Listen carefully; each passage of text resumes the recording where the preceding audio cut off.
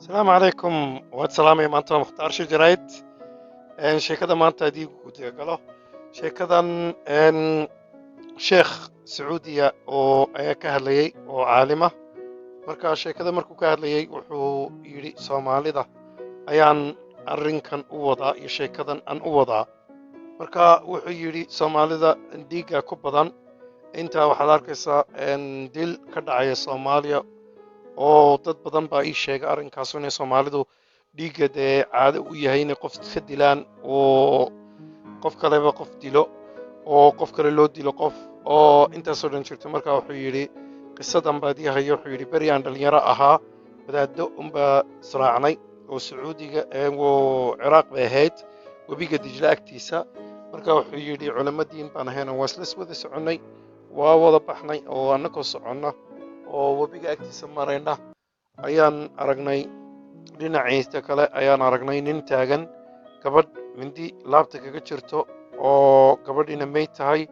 ninkina taagan gacmihiisana dhiig ku yaalaan marka waa soo cararnay waxaasan ini ninkii qabto waa qabanay ninkii wuxuu yidhi anigu gabadhan maan dilin shaqana kuma lihi haddaan webigan markabka yar baan waday dhinaca yaala meeshaan imi gabadhaas yidhi bal eeg waxaan arkay iyadoo dhimatay marka waxaan samayn anigu maan samayn marka wadaadadii way shireenoo xukun baa meeshii ku saareen waxay yidhahaan ninkan waa inaan la dilo sababta isaga gabadha dilay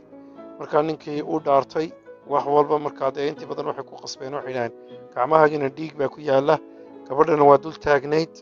mindidiina gabadha way ku jirta gabadhiina way dhimatay marka xukum inaan ku saarno weeye marka sheekhu hadalkiisii sii watay wuxuu yidhi markay berigaa dawlado may jirin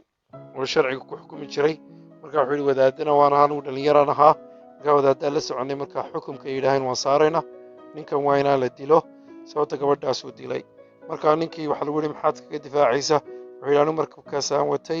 waxaas kaga difaaco caddayn karo ma jirto sababta gacmaygana dhiig baa ku yaalla marka waxay ku dhahan waa lagu dilaya markaasuu yidhi aniga ay dilinaa maan dilin gabadhan dembi baad gelaysaan khalad baa ilaahay xaggiisa ka gelaysaan anigu gabadhan maan dilin oo wallaahi bay ga tahay marka way rumaysan waayeen waxay dhahan waa lagu dilayaa waa lasku raacay marka meeshii intii lagu dilin ayuu yidhi bal ii daaya inaan wax idii sheego oo anigu gabadhan maan dilin kolleyba bas waxaa idii sheegay wax dhacay 20 sannadood ka hor ayaa gabadh aad baan u jeclaa markaa gabadha waxaa doonay inaan guursado reerkeedii familgeedii baa ka doonay waa la ii diiday waa ku noqday waa la ii diiday dhowr jeer baa ku noqday waa la ii diiday markii dambe waa ka quustay waan samray gabadhii waxaa la yidhi nin kale la siin doonaa marka anigoo dee niyaddii iga jabtay oo wax aan sameeyo garan kari waayey oo aan quustay ayaan iska tegey marka dadkii familigii asxaabtii ayaa ii soo ururiyey lacag oo markaa markab yar baa la iibiyey markabkii yaraa baa la iibiyey marka markabkana dhinaca dadka dijla ay ka qaadi jiray dhinaca kale aan geen jiray oo u gudbin jiray marka lacag fiican baa ka samayn jiray oo muddaa ku shaqaynayay marka wuxuu yidhi iyadoo 10 sannadood ka soo wareegtay ayaan markabka maalmaha ka mida gabadh baa ii soo fuushay gabadhii wiil yar wadata markaa markay markabkii soo fuushay bay ku tiri war hebelow maadii taqaana markaasaan ku yidhi maya kuma garanaya markaasay tidhi ma ogid gabadhii aad u jeclayd adoonisna gursatadii laguu diiday waa aniga markaasuu yidhi niyaddii waan farxay gabadhii saasaan u eegay markaa shaytaankii baa igu ciyaaray markaa waxaa ku hamiyey inaan gabadha aan khasbo mise xoogo markii aan isku dayay markab yar baan saarnayn wax ku jirnay webiga dhexdiisa markaa wiilkii yaraa baan qabtay madaxiisa oo baddaa biyaha u gelinaya mar walba oo ka soo saarayay gelinaya oo ka soo saarayay see u yeesho markaa inankii yaraa baa saa ku dhintay inankii yaraa webigaa ku tuuray ayadoo madaxeeda soo qabtay sidii unbaa markabka u gelinayay biyaha u gelinaya uga soo saarayay biyaha gelinaya uu ka soo saarayay sidii dhowr jeer markiina ayada nafta ka baxday markay naftii ka baxday gabadhiina marka webigaa ku tuuray marka waan iska ilaaway sheekadii 10 sannadood oo kale ayaa ka soo wareegay hadda anigaa markabkii anigu saa usoo dhigay oo shaqadii dhameeyey ayaan arkay gabadhan oo mindida ku jirta markaa waxay siri bal badbaadiyo bal eeg idinkuna waad igu qabateen anigoo gabadha hor taagan dusheeda taagan marka ilaahay baa arkayay markii gabadha iyo wiilka yaraan dilay marka ilaahay baa iga argoonaya oo dembi aan galin ayaa laygu qabtay baste dembi waan galay kolleyba 10 sannadood ka hor marka waa xikmad ilaahay oo dee wax aan sameeyey ayaa layga goonaya oo beri hore sameeyey ninkii gabadhan dilayna intuu doonaya ordaba 10 sannadood markii soo wareegto waa lasoo qabanaya isagana oo waa la dili doonaa marka xikmadaasaa ku jirta marka xoolaha soomaalida qofka gala dembi oo wax dila intay doonaysaa ka soo wareegto kolleyba waa lasoo qaban doonaa marka soomaaliya dadka jooga qofkii wax dilayba kolleyba waa lasoo qabanayaa ilaahay kama baxsanayo ilaahay baa og oo wax walba arka qofkii wax dilaba waa lasoo qabanayaa oo dee waqti unba عشان waxaa la yidhi in allaha yumhil walaa yuhmil ilaahay uu raajiyaa dib uu dhigaa wax bas ma ilaawo marka qisadii igu raaciyey qisadii nebi muuse wadiye ilaahay ku yidhi ilaahayow sideebaa cadaalad ugu xukumta adduunkan marka waxaa la tusay wax muraayadoo kale ah tv oo kale ah ayaa la tusay marka ceel baa meesha yaalay ceelkii marka inan yar baa yimaaday boorso wata inankii yaraa biyuu ka cabay meesha boorsada intuu dhigay biyo ka cabay meeshii biyii markuu ka cabay ayuu iska tegey marka boorsadii buu ilaaway meesha taalla wuu iskaga tegey marka waxaa yimaaday oday weyn oo da-ah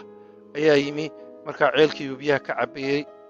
boorsadiina waa ag taallay marka biyuhu ka cabay ceelka marka waxaa yimaadeen nin faras wata oo seef wata marka tusaa u soo istaagay boorsadii eegay odayga eegay odaygiiyo meesha joogaba qoortii ka gooyey markiiba boorsadii buu qaatay uu tegey marka nebi muuse ayaa yaabay wuxuu is yidhi maxaa dhacay marka uu fahmi waayey markaasaa loo macneeyeyo waxaa la yidhi inanka yar boorsaduu soo xaday ninka faras kale buu ka soo xaday boorsada marka meeshii buu dhigay biyuu cabay ilaahay baa ilaawsiiyey sababto waa inan yar markaa uu iskaga tegey marka odaygan weyn baa yimaaday odayganna markuu yimi meeshii biyuu ka cabayey ninka faras kale wuxuu yimaaday boorsadiisii iyo odaygan meesha jooga markaa seef labood buu noqday qoortii buu odayga ka gooyey marka wuxuu yidhi odaygan ninka faraska wata odaygan uu qoorta ka gooyey odaygan qoorta laga gooyey ayaa aabbihii dilay ninka faraska wata marka ninka faraskan aabbihii buu aargooyey oo dee ninkan uu dilayna waa ninkii aabbihii dilay marka xikmaddii waxay noqotay bini aadamku markuu arko ma fahmayo xikmadda ku jirta iyo siday u dhacday nebi muusena waad garanaysaan qisadiisii markuu yidhi qof iga cilmi badan ba adduunka ma jiro marka ilaahay baa u diray nin khadar u diray oo yidhi u tag khadarna adigii arkay markay israaceen markii ugu horreysayna doon buu dad kaxeeyey doontii saaray ayuu doontii dalooliyey markaasaa u yidhi nimanka noo sameeyey markabkana saaray maxaad uga daloolisay nebi muuse yidhi markaa ninkaa ku yidhi wax aad weydiinin waxaanaad ogeyn markaa markii labaadna way baxeen waxay tegeen inan yar oo kubad ciyaaraya buu arkay marka inankii yaraa ayuu meel cidla intuu geeyey buu dilay marka muuse xanaaqay wuxuu yidhi sideebaad inanka u dishay markii saddexaadna waa kii dad buu u yimaaday wuxuu yidhi haddaad nebi muuse su-aal kale weydiisid waa ku kala tegaynaa meesha marka wuxuu tegey tuulo meel buu tegey dadkii meesha degnaa buu weydiiyey ku yidhi nacaawino marka way caawinin waayeen markaa tuu socday meel buu arkay guri sii dumaya markaa gurigii buu yidhi caawinoo adhisno markaa way taageenoo dib bay u celiyeen markaa nebi muuse yidhi maxaad aad u hagaajisay gurigan dadkanu saasay nagu sameeyeen markaasuu u macneeyey markii saddexaad wuxuu ku yidhi waxaa jira markabkii waxaa jiray boqor dadkan waa dad fiican marka boqor baa jiray doon walba xoog ku qaadan jiray marka waxaan is yidhahday ceeb taayar ku arko daloolka yar ku arko ma qaadanayo iskaga tegaya oo markaa kusii noolaanayaan oo ku shaqaysanayaan wiilka yarna wuxuu ahaa mid caaqiya buu ahaa iyo hooyadii aabbihii buu dhibi jiray markaa diintu ka saari lahaa marka ilaahay baa u bedeli doonaa carruur kala siin doonaa meeshana waxay ahayd tuuladanna waxaa dad baa degan marka laba inamaale oo agoon ah oo yaryar marka dahab baa ugu jiray hoosteedana marka waxaas la aad u soo saartaan ayagoo yaryar waa laga qaadi doonaa waa laga qaadan doonaa waa laga xadi doonaa marka waxaasaan u dhisnay siday markay weynaadaan awood yeeshaan inay dahabka la soo baxaan marka xikmad baa ku jirta mar walba xikmadahaasoo dhanna waa laga faa'iidaysan doonaa insha allah aad iyo aad baa mahadsantihiin oo mukhtaar shijarayd sheerka subscribe-kana ilaawina khayr baa iska ognahay maca asalaama